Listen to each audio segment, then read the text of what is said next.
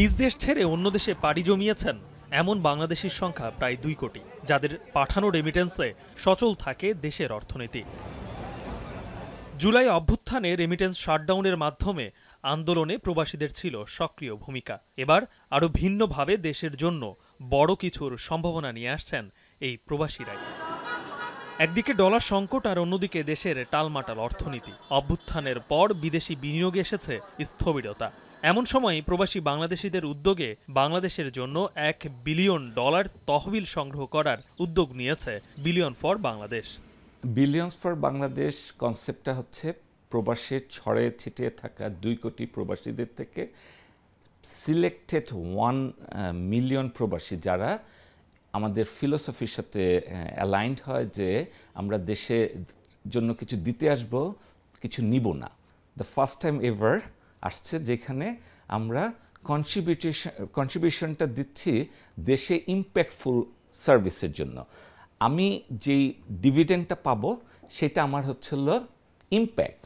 নিতে নয় দিতে এসেছি এমন ভাবনায় আগামী 1 বছর সারা বিশ্বে ছড়িয়ে থাকা প্রবাসী বাংলাদেশিরা $1000 করে আমেরিকায় নিবন্ধিত কোম্পানিটির মালিকানা নিতে পারবেন। এরপর বিডা ও বাংলাদেশ ব্যাংকের মাধ্যমে এই অর্থ দেশে আসবে।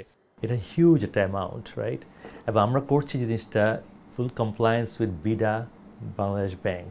সো আমরা will follow all the regulations correctly. আর তারপর হচ্ছে মোস্ট ইম্পর্টেন্টলি আমরা যেভাবে জিনিসটা করছি শুধু ফান্ড না, fund plus talent, knowledge transfer plus research, and that talent is hugely important along with the investment. You combine the investment and the talent and the actual application of the investment. এটা যে আমরা ঠিকমতো করতে পারি, long term বাংলাদেশের future impact is very strategic, very huge. বড় অঙ্কের এই টাকা বিনিয়োগ হবে আপাতত বেশ কয়েকটি উন্নয়ন খাতে, যেখানে গুরুত্ব পাবে প্রযুক্তি, শিক্ষা, কৃষি, স্বাস্থ্য, পর্যটন থেকে শুরু করে সম্ভাবনাময় আরও কয়েকটি খাতে।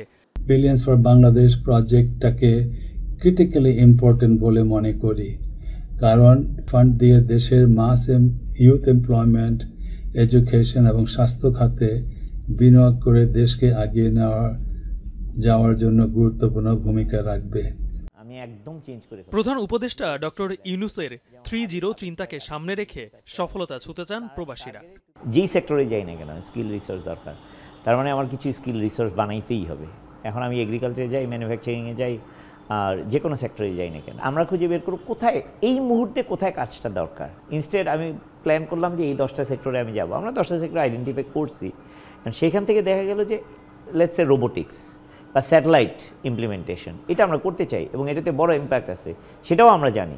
কিন্তু দেখা গেলো স্যাটেলাইট ইম্প্যাক্টটা এই মুহূর্তে দরকার নেই, কিন্তু এই মুহূর্তে একটা আমাদের ডিজাস্টার ম্যানেজমেন্টের একটা জিনিস দরকার। Why don't we do a large scale application of disaster management? Billion for বাংলাদেশের লক্ষ্য এখানেই থেমে থাকা নয়। নিজ দেশের জন্য লাখো বাংলাদেশির এমন উদ্যোগ সফলতার আলো দেখলে ভবিষ্যতে আরও বড় পদক্ষেপ নেবে বিলিয়ন ফর বাংলাদেশ। গালিব ইবনে রিয়াজ, এখন, ঢাকা। সানবিট সব দিবে সামাল। সানবিট ম্যাজিক প্রেস ডিশওয়াশিং এর মাথা ঘোরানো সলিউশন।